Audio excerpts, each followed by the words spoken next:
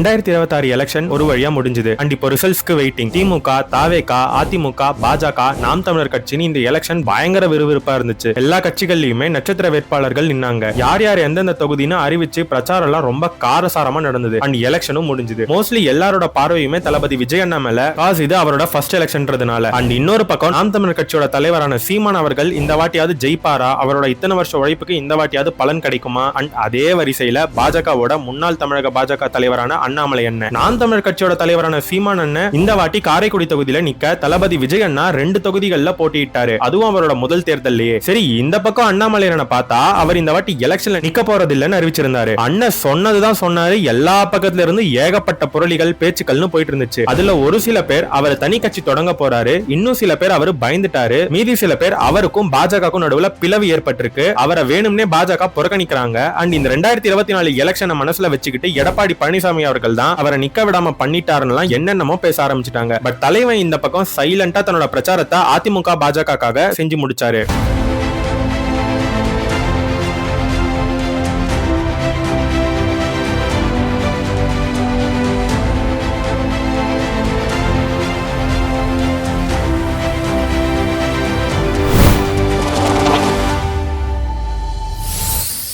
April 3, 2026 பாஜக வாக்காளர்களோட லிஸ்ட வெளியிட்டாங்க. List வெளிவந்ததுமே எல்லாருக்குமே ஒரே ஷாக். அண்ணாமலை அவர்களோட பேரு லிஸ்ட்ல இல்ல. அவரது மட்டும் இல்ல, அஸ்வத்தாமன் அவர்கள், வினோஜ் அவர்கள், ஹெச் ராஜா அவர்கள் பேரும் லிஸ்ட்ல இல்ல. as we all know, H Raja அவர்களுக்கு உடம்பு சரியில்லாத காரணத்தினால அவர் இந்த வாட்டி எலெக்ஷன்ல போட்டியிடல. அண்ட் அவர் இந்த வாட்டி யங்ஸ்டர்ஸ் கைட் பண்ண போறாருன்னு கட்சியோட தலைமை அறிவிச்சிருக்கு. வினோஜனை பொறுத்த வரைக்கும் சென்னையில ஒரே சீட்டு தான் கொடுத்திருக்காங்க. அண்ட் அது மயிலாப்பூர். அங்க அக்கா தமிழிசை அவர்கள் நின்னாங்க. அண்ட் சென்னையில வினோஜ் அவர்களுக்கு பயங்கர யூத் ஃபாலோயிங் இருக்கிறதுனாலயும் சென்ட்ரல் அவர் போக்கஸ் பண்றதுனாலயும் அவர் இந்த வாட்டி ஸ்டார் கேம்பெயினரா இருக்க டிசைட் பண்ணியிருந்தாரு. அண்ட் அஸ்வத்தாமன் அவர்களை பொறுத்தவரை கட்சி அவருக்கு 234 தொகுதியிலையும் எஸ்ஐஆர் ஃபுல்லா அப்சர்வ் பண்ணிட்டு லிஸ்ட் ரெடி பண்ற வேலை. அண்ட் பாஜக அதிமுக ஸ்டார் கேம்பெயினரா இருக்க போறாருன்னு நியூஸ் வந்துச்சு. பட் இவங்களை எப்படி பாஜக தொண்டர்கள் எக்ஸ்பெக்ட் பண்ணாங்களோ, டு பி ஹானஸ்ட் அதை விட அதிகமா எல்லா நியூஸ்லயும் ஹெட்லைன்ஸே ஏன் அண்ணாமலை எண்ணம் போட்டி இடலன்னு தான் இருந்துச்சு. Even though one of the biggest star Thalapathy Vijay அண்ணா லைம்லைட்ல இருந்துமே. ஏப்ரல் 3 அண்ணாமலை அண்ணன் இந்த வாட்டி எலெக்ஷன்ல நிக்கலன்னு தெரிஞ்ச உடனே மோஸ்டா வந்த விமர்சனம் பாஜகக்கும் அண்ணாமலை அண்ணனுக்கும் சண்டை.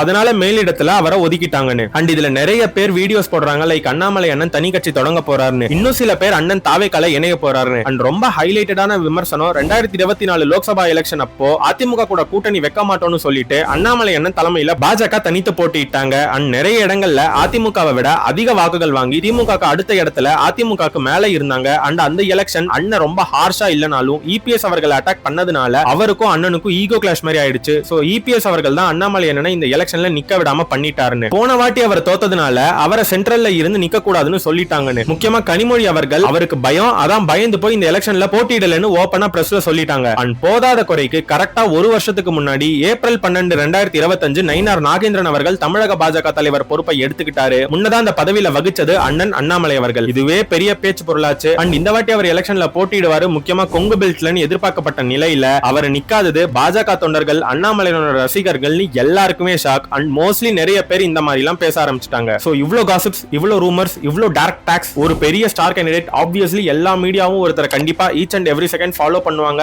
அப்படி இருக்கும்போது ரெண்டாவதா ஒருத்தர் இந்த எலெக்ஷன்ல நிக்கலன்னு தெரிஞ்சும் ஃபாலோ பண்ணிருக்காங்கன்னா, அதுவும் தமிழகத்துல பாஜக இன்னமும் முழுசா வளராத அப்பையும் ஒரு சில பேர் சொல்றாங்க தமிழகத்துல தாமரை மலராது. இவ்ளோ ஏன் நம்ம தளபதி விஜய் அண்ணா கூட சொன்னாரு, சிஎஸ்கே டிசி மேட்ச்ல எப்படி டெல்லியால சென்னையை ஜெயிக்க முடியலையோ அதே மாதிரி இங்கேயும். அண்ட் முக்கியமா தாமரை இலையில தண்ணியே ஒட்டாது, தமிழக மக்கள் மட்டும் எப்படி ஒட்டுவாங்கன்னு சொல்றாங்களே. அப்படி இருந்தும் தலைவர் மீடியாவோட லைம்லைட்ல, அதுவும் வித்அவுட் கண்டெஸ்டிங் தி செலக்ஷன்னா, அதெல்லாம் பீக் மாஸ். இப்போ இவர் ஏன் நிக்கல, இவர் நிக்காததுக்கு பாஜக தரப்புல என்ன சொல்றாங்கன்னு பாக்குறதுக்கு முன்னாடி ஆல்வேஸ் கிளாஷா நிக்கிற திமுகவோட முக்கிய தலைவர்கள் அண்ணனோட இந்த டெசிஷனுக்கு என்ன சொல்லிருக்காங்கன்னு பார்த்தா லிட்டரலி கலாய்ச்சிருக்காங்கன்னு சொல்லலாம். துணை முதல்வர் உதயநிதி ஸ்டாலின் அவர்கள் அண்ணாமலை அண்ணனை எஸ்கேப் ஆர்டிஸ்ட்னு சொல்லி டைரக்டாவே அட்டாக் பண்ணிருக்காரு. Literally what is it was, கடந்த 5 வருஷங்கள்ல மக்களுக்காக குரல் கொடுக்கறன்னு திமுக அகைன்ஸ்டா முதல் ஆளா கத்திக்கிட்டு இருந்தவரு இப்ப அதுக்கான டைம் வரும்போது முதல் ஆளா ஓடி ஒளிஞ்சுக்கிட்டாரு. உங்களுக்கு உங்க எண்மண் எண் மக்கள் யாத்திரை மேல அவ்வளவு நம்பிக்கை இருந்திருந்தா ஏன் பயப்படுறீங்க? தைரியமா எலெக்ஷன்ல பார்ட்டிசிபேட் பண்ண வேண்டியது தானே. சோ அவர் ஒரு எஸ்கேப் ஆர்டிஸ்ட்னு டைரக்டாவே அண்ணன் அடிச்சிட்டாரு. கனிமொழி அவர்கள் தேர்தல்ல நின்னா அவர் ஜெயிக்க சான்ஸே இல்லன்னு பயந்து தான் அவர் இந்த வாட்டி நிக்காம போயிட்டாருன்னு சொல்லியிருக்காங்க.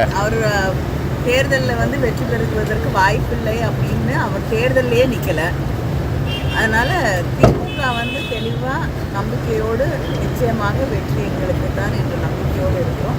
And RS. பாரதி அவர்கள் லிட்டரலி என்ன சொல்லியிருக்காருன்னா, தேர்தல்ல போட்டியிட முடியாத அளவுக்கு அண்ணாமலை ஒன்னும் அவ்வளவு பிஸி இல்ல. அதிமுக கிட்ட 27 சீட்ஸ் கெஞ்சி வாங்கியுமே அந்த 27யும் ஒரு சீட்ல கூட டெபாசிட் வாங்க மாட்டோம்னு தெரிஞ்சுதான் அவர் நிக்கலன்னு பயங்கரமா அட்டாக் பண்ணிட்டாரு. இவங்க மட்டும் இல்ல, டி.ஆர். பாலு அவர்கள், அன்பில் மகேஷ் அவர்கள், செந்தில் பாலாஜி அவர்கள், சேகர் பாபு அவர்கள் எல்லாருமே அண்ணனை டைரக்டா அட்டாக் பண்ணிருக்காங்க. இதுல அன்பில் மகேஷ் அவர்கள் ஸ்கூல் பசங்க எக்ஸாமுக்கு பயந்து ஓடுற மாதிரி இருக்கு இவர் பண்றதுன்னு ஓப்பனா கலாய்ச்சிருக்காரு. அண்ட் செந்தில் பாலாஜி அவர்கள் அண்ணனை பார்த்து லிட்டரலி திமுகவோட அடிசங்கல உருவரன் சொன்னவர் இப்ப அவரோட அடிசங்களே உருவி போயிருக்கு. நான் சொல்றதை விட நீங்களே இதை பாருங்க. நீங்க சொல்ல நபர் மாநில பொறுப்பு இருந்தார்ல, அப்ப எப்படி மாசத்துக்கு ஒருக்கா பார்த்தாரா இல்ல 6 மாசத்துக்கு ஒருக்கா பார்த்தாரா? இப்ப மட்டும் டெய்லியும் பார்க்க போறாரு.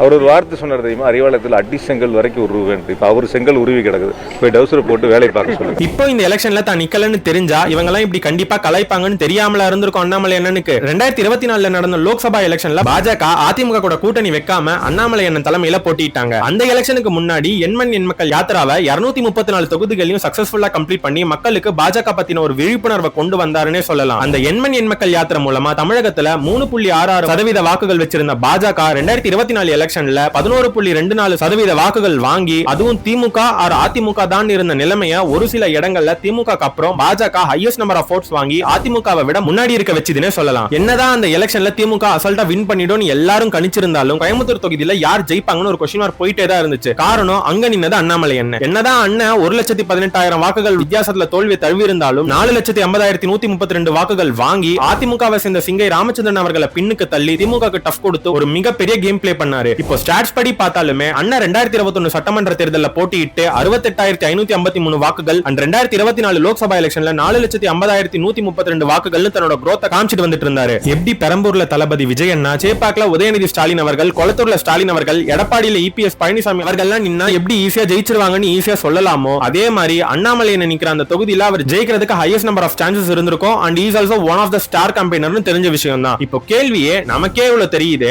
எடப்பாடி பழனிசாமி அவர்களுக்கு இது தெரியாமல இருந்திருக்கும். நிறைய பேர் இபிஎஸ் அவர்கள் தான் அண்ணாமலை அண்ணா மேல இருக்கிற காழ்ப்புணர்ச்சியில அவரை நிக்க விடாம பண்ணிட்டாரு. யாரு நிக்கணும், அந்த கேண்டிடேட் எங்க நிக்கணும்னு டிசைட் பண்றது பார்ட்டி. அண்ட் அதையும் மீறி அவர் டிசைட் பண்ணாருன்னே வச்சுப்போமே. அண்ணாமலை அண்ணா ஒருவேளை நின்றிருந்தா அந்த ஒரு தொகுதி அதிமுக பக்கம் வரும் தெரிஞ்சும் அவர் இதை பண்ணிருப்பாருன்னு நினைக்கிறீங்களா? அண்ட் இன்னொரு அக்யூசேஷன், பாஜக தரப்புல அண்ணனை ஒதுக்குறாங்க, அவரை தள்ளி வைக்கிறாங்க, அதனாலதான் அவரை தலைவர் பொறுப்புல இருந்து நீக்கிட்டாங்க. கட்சிக்குள்ளேயே அவருக்கு அகைன்ஸ்டா நிறைய பேர் இருக்காங்கன்னு நிறைய ரூமர்ஸ் கிளம்புது. அப்படி கட்சி அவரை ஒதுக்குறாங்கன்னா ஜனவரி 21, 2026 நடந்த என்டிஏ அலையன்ஸ் மாநாட்டுல அண்ணனுக்கு முன்னுரிமை வழங்கப்பட்டிருக்காதுல்ல. மோடி அவர்கள் அண்ணன் கிட்ட போய் பேசினதெல்லாம் பார்த்தோம்ல. அண்ட் அண்ணாமலை அண்ணனோட பேரை சொன்னதுமே வந்த சத்தமே சொல்லியிருக்கோம் அண்ணனுக்கு தமிழகத்துல எவ்வளவு ஃபாலோவர்ஸ் இருக்காங்கன்னு. சோ இப்படிப்பட்ட ஒரு கேண்டிடேட்டா மோடி அவர்கள், அரசியல் சாணக்கியர் அமித்ஷா அவர்கள் கண்டிப்பா வேஸ்ட் பண்ண மாட்டாங்க. அண்ட் ரீசெண்டா தேஜஸ்வி சூர்யா அவர்கள் கூட ஒரு இன்டர்வியூல அண்ணாமலை அவர்கள் பாஜகவோட மிகப்பெரிய சொத்து அண்ட் ஃபியூச்சர் எல்லாம் சொன்னாரு. அண்ட் அமித்ஷா அவர்களும் பியூஷ் கோயல் அவர்களும் அண்ணன் கிட்ட பர்சனலா பேசிட்டு தான் தமிழ்நாட்டை விட்டு போயிருக்காங்க. சோ அந்த மாதிரி எதனா ப்ராப்ளம் இருந்திருந்தா இந்த மாதிரி மீட்டிங்ல நடந்திருக்காது இல்ல. டைரக்டா தமிழக பாஜக தலைவரான நயினார் அவர்களை மட்டும் சந்திச்சுட்டு போயிருக்கலாம்ல. அண்ட் முக்கியமா எல்லா இடங்கள்லயுமே ஒருத்தர் மேல ஒருத்தருக்கு பொறாமை ஆர் வன்மம் கண்டிப்பா இருக்கும். ஏன் நம்ம ஆபீஸ்லயே நடக்கிறது இல்ல. நான் அண்ணனுக்கு அந்த மாதிரி இருக்குன்னு சொல்லல, பட் அது அவரோட பொலிட்டிக்கல் கேரியரை டிசைட் பண்ணாது. காஸ் இஸ் டூ ஸ்மார்ட்னு நான் சொல்லி தெரிய வேணாம். அண்ட் அவரோட way of speech, way of திங்கிங்ல எப்பவுமே அவ்வளவு கிளாரிட்டி இருக்கும். ஸ்டாட்ஸ் எல்லாம் பக்காவா எடுத்து வைப்பாரு. சோ கட்சிக்குள்ள ப்ராப்ளம்னா வானதி அவர்கள், அஸ்வத்தாமன் அவர்கள், ஏன் மோடி அவர்கள், அமித்ஷா அவர்கள்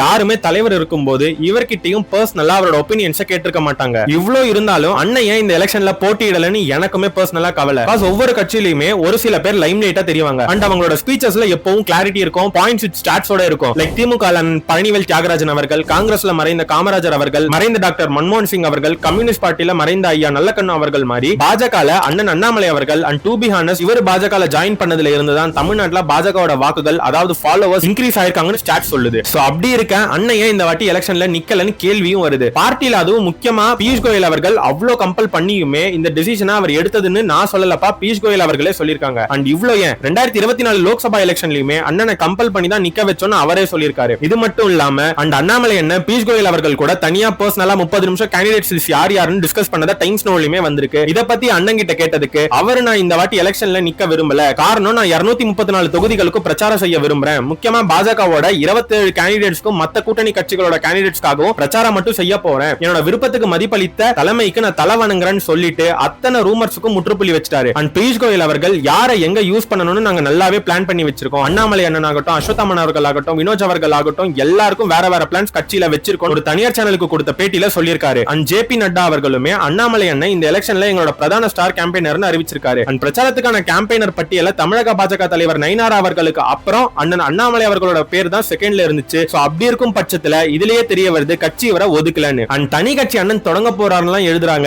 அப்படி அவர் தனி கட்சி தொடங்க போறாரு, பாஜக மேல அதிருப்தினா ஏன் அவர் பாஜகவுக்காக பிரச்சாரம் செய்ய போறாரு? அண்ட் ஒருவேளை அவர் பயந்திருந்தா இங்க பிரஸ் மீட்ஸா அவர் ஃபேஸ் பண்ணவே மாட்டாரு. ஆனா தைரியமா பிரஸ் சந்திச்சு அண்ட் ரொம்ப முக்கியமா எந்த ஒரு பேப்பர் ஆர் ஸ்கிரிப்டுமே இல்லாம பிரஸ்ல கேக்குற क्वेश्चंसக்குலாம் போல்டா பிரேவா வித் ஸ்டாட்ஸோட தன்னோட பாயிண்ட்ஸை கிறிஸ்டல் கிளியரா எடுத்து வைப்பாரா? ஒருவேளை இதுக்கு பேர் தான் பயமோ? இது எல்லாத்துக்கும் May 4 அண்ணன் பதில் சொல்றேன்னு சொல்லியிருக்காரு. ஒரு தொகுதிக்கு வேட்பாளரா இருந்து அந்த தொகுதிக்கு மட்டும் பிரச்சாரம் பண்றதை விட மத்தவங்களுக்கும் சான்ஸ் கொடுத்துட்டு எல்லா தொகுதிக்கும் பிரச்சாரம் செஞ்சு அதிமுக பாஜகவோட வெற்றிக்கு உழைப்போம்னு அண்ணன் எடுத்த இந்த முடிவு சரியா? அண்ணன் செஞ்ச இந்த சாக்ரிஃபைஸ் பிளே கரெக்டா? ஆர் மத்தவங்க சொன்ன மாதிரி அண்ணன் நிஜமாலுமே பயந்துட்டாரா? ஒருவேளை அண்ணன் இந்த எலெக்ஷன்ல நின்றுந்தா ஜெயிச்சிருப்பாரா? ஆர் அண்ணன் இந்த எலெக்ஷன்ல நிக்காம தப்பு பண்ணிட்டாரன்ற மாதிரியான உங்க கருத்துக்களை கீழே கமெண்ட்ஸ்ல சொல்லுங்க.